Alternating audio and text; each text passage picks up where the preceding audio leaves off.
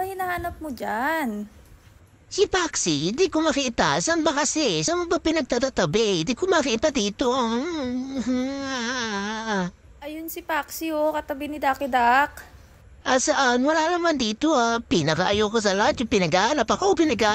Ayoko sa lahat ng ganon. Gusto ko pag hinahanap ko, makikita ko kaagad. Hindi ko makita pero di ko maalala kung sa ko nilagay o tinabi mo. Siguro, tinabi mo yun, no? Hindi mo alam kung saan mo nilagay. Ikaw lang naman nagre-release dito sa mga laruanan ko. Tapos, hindi mo alam. Ayoko talaga sa lahat. Pinaghahanap ako. Gusto ko pag hinahanap ko, makikita ko kaagad.